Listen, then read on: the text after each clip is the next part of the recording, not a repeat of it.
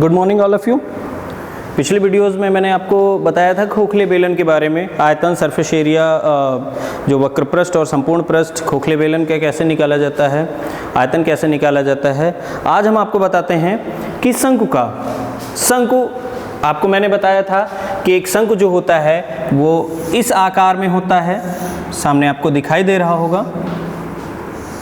इस आकार में शंकु होता है जिसमें एक ऊर्ध्वाधर ऊंचाई होती है, एक विकर्ण तिरछी ऊंचाई होती है और त्रिज्या होती है, त्रिज्या r, ऊंचाई h और ये तिरछी ऊंचाई जो होती है वो l। जैसे कि आप लोगों ने देखा होगा जोकर की कैप होती है, इसी तरह से अब इसका वक्र पृष्ठ या इसकी तिरछी ऊंचाई कैसे हम निकालते हैं। सबसे पहले हम आपको बता दें, अगर ऊंचाई इसकी 4 सेंटीमीटर दी जाए, यानी शंकु की ऊंचाई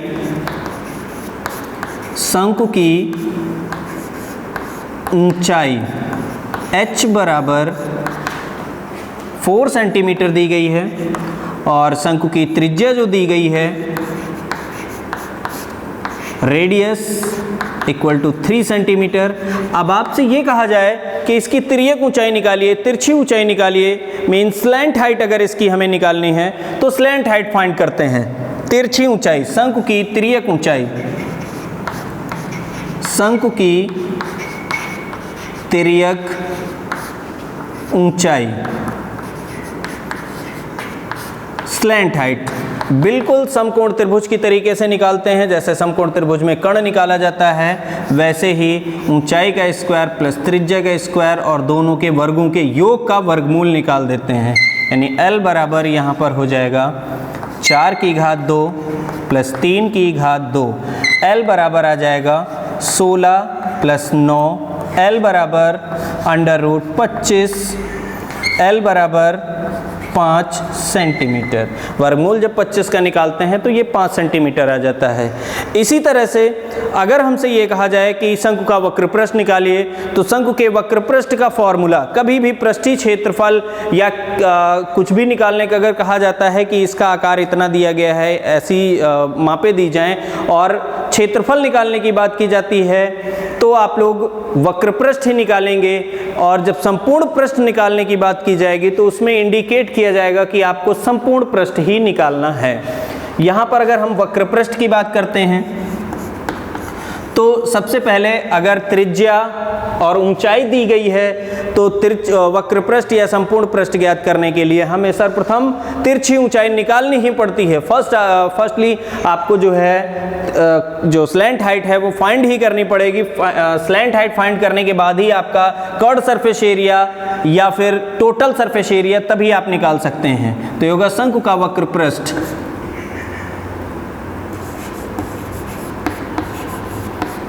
वक्र पृष्ठ।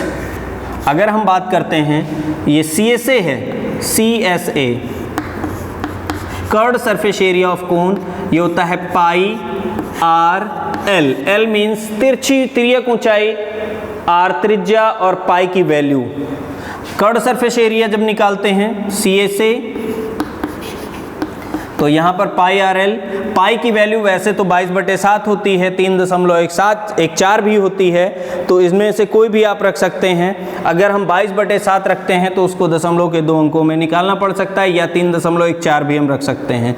तो यहाँ पर अगर हम 22/7 रखते हैं, अब r आपकी 3 सेंटीमीटर दी गई है और l जो दिया गया है वो निकालने के बाद में 5 सेंटीमीटर, ये हो जाता है 3 × 5 = 15, 2 × 30 और 3 × 33, ये 330/7 हो जाएगा।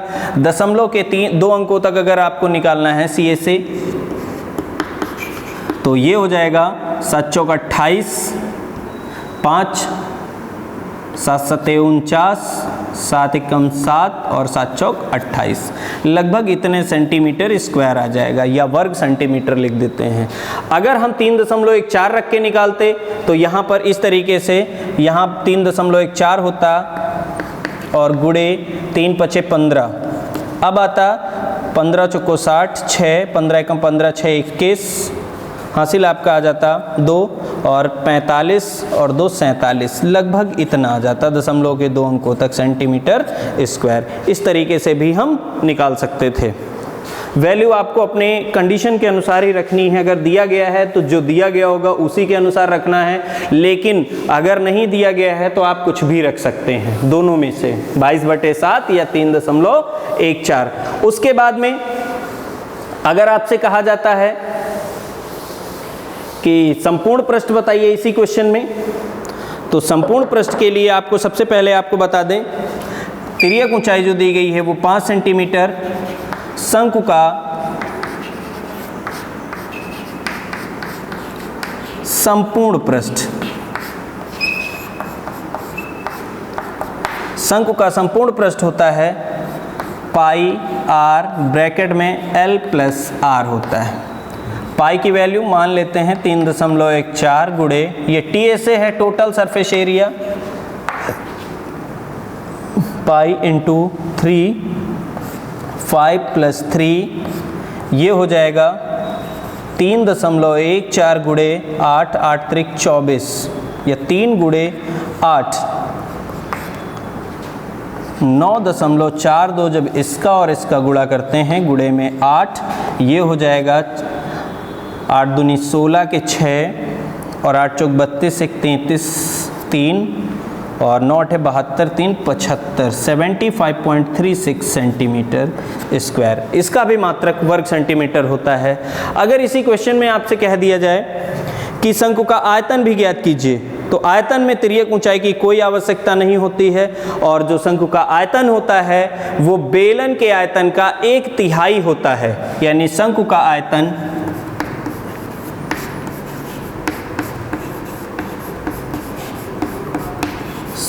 आयतन जो है वो 1/3 और बेलन का आयतन होता है पाई r स्क्वायर h। यहाँ पर रख दीजिए वैल्यू 1/3, पाई की वैल्यू अगर 3.14 रखते हैं गुणे 3 स्क्वायर मीन्स 3 गुणे 3 गुणे 4, 3 से 3 को काट दिया जाए, 3.14 गुणे 4 3 12, 12 चौक 48 के 8, 12 एकम 12 और 4 16,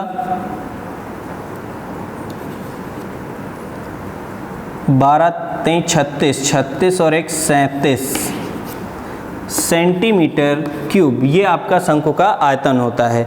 इस पर आधारित क्वेश्चन केवल आंकिक मान ही बदलते हैं, आंकिक मान कुछ भी हो सकते हैं, लेकिन करने का जो क्वेश्चन सॉल्व करने का तरीका है उसमें कोई चेंजेस नहीं आएंगे। अगर तिर्यक ऊंचाई दी गई है तो फॉर्मूला आपका तिर्यक ऊंचाई के लिए अगर l square h square plus r square होता है तो फॉर्मूला सेम यही रहेगा, उस पर बस जो वैल्यू फाइंड करनी है उसी में पक्षांतर करके उनकी वैल्यू को फाइंड कर लिया जाता है। इसके बाद आता है आपका एक और आकृति जो मैंने आपको फॉर्मूले बताए थे उस पर आधारित आकृति है गोला। गोला जो दिया गया था, एक गेंद की तरीके से कोई चीज़ दी जाती है उसे हम गोला कहते हैं, और गोले में हम अगर कोई चीज़ फाइंड करते हैं, curved surface area, total surface area, volume find करते हैं, तो उस पे आधारित क्वेश्चंस जो हैं, मान लीजिए किसी भी गोले की त्रिज्या 3.5 या 7 सेंटीमीटर या कुछ भी हो सकती है, केवल आंकिक मान ही बदलते हैं। अगर हम गोले की बात करते हैं,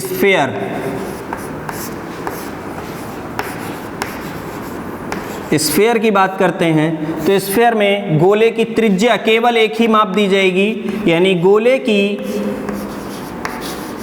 त्रिज्या, अगर हम गोले की त्रिज्या की बात करते हैं, गोले की त्रिज्या 7 सेंटीमीटर दी गई, मीन्स रेडियस 7 सेंटीमीटर दी गई है। उसके बाद में मैंने आप लोगों को बताया था कि गोले का वक्र पृष्ठ यानी CSA of sphere and total surface area TSA total surface area of sphere, वो दोनों ही सेम होते हैं। यहां पर गोले का वक्र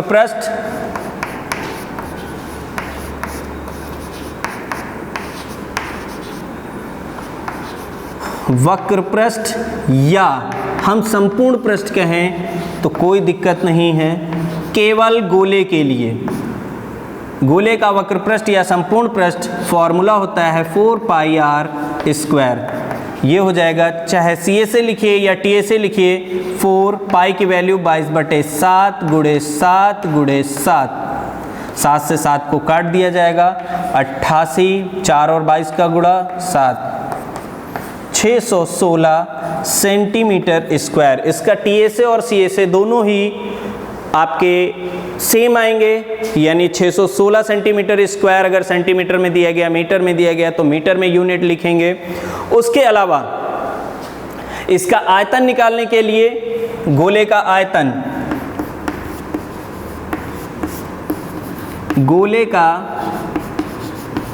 आयतन 4/3 पाई आर क्यूब, 4/3 पाई की वैल्यू 22/7 गुणे 7 गुणे 7 गुणे 7 क्यूब लगा हुआ था तो 3 बार लिखेंगे। 7 चौक 28, सॉरी 22 और 4 का गुणा कर लीजिए, 88 गुणे 7 गुणे 7/3। इसका और इसका गुणा करेंगे तो 616 गुणे 7/3, 7 छंग 42, 7 एकम 7 4 11, 7 छंग 42 1 43, 4312/3। अगर दशमलव के अंकों में निकालना है तो ये हो जाएगा 3 एकम 3, बचेगा यहाँ पर 1, 3 चौक 12, बचेगा यहाँ पर 1, 3 त्रिक के 9, बचेगा 2, 3 सत्ते 21, बचेगा यहाँ पर 1, 3 और 3। दशमलव के 2 अंकों तक अगर हम वैल्यू निकालते हैं तो ये हो जाएगा 1437.33 सेंटीमीटर क्यूब हो जाएगा। आयतन में हमेशा घन सेंटीमीटर या सेंटीमीटर क्यूब लगाते हैं। इसी तरह से अर्धगोले की अगर हम बात करते हैं, अर्धगोले में केवल क्वेश्चन सॉल्व यही करना होगा, अगर हम गोले का वक्र पृष्ठ निकालते हैं तो गोले का वक्र पृष्ठ यहाँ पर 4 पाई आर स्क्वायर हो जाता है, और गोले का अर्धगोले का जब हम आयतन निकालते हैं तो ये आधा हो जाता है, इसलिए 2/3 पाई आर क्यूब हो जाएगा और कोई अंतर नहीं होगा, लेकिन संपूर्ण पृष्ठ में परिवर्तन होता है। आइए आपको संपूर्ण पृष्ठ के बारे में बता दें कि संपूर्ण पृष्ठ में क्यों परिवर्तन होता है। हेमीस्फीयर, अर्धगोला, अर्धगोला, हेमीस्फीयर,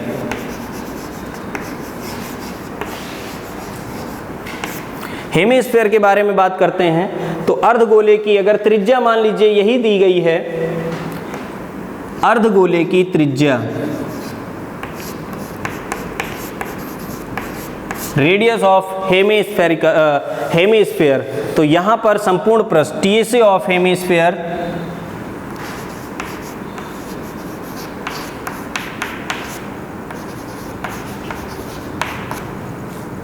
संपूर्ण पृष्ठ की अगर हम बात करें तो संपूर्ण पृष्ठ यहाँ पर आधार जुड़ जाता है, यानी वक्र पृष्ठ जो था आपका 2 पाई आर स्क्वायर था, उसमें आधार का क्षेत्रफल यानी पाई आर स्क्वायर और जुड़ जाएगा, यहाँ पर हो जाता है 3 पाई आर स्क्वायर। ये आपका वक्र पृष्ठ प्लस आधार का क्षेत्रफल सर्कुलर होता है, इसलिए पाई आर स्क्वायर, त्रिज्या सेम है, दोनों ऐड हो जाएंगे, सजाती पद हैं 3 पाई आर स्क्वायर। तो यहाँ पर 3 × 22/7 × 7 × 7, ये और ये कट जाएगा, 66 गुणे 7, 462 सेंटीमीटर स्क्वायर केवल संपूर्ण पृष्ठ में परिवर्तन होता है, और किसी भी अर्धगोले और गोले में किसी में केवल परिवर्तन आंकिक मान का होता है। जो गोले का होगा उसका आधा हर चीज हो जाती है, केवल संपूर्ण पृष्ठ में परिवर्तन होता है। अब हम आपको अगले वीडियो में खोखले गोले के बारे में आपको हम बताएंगे।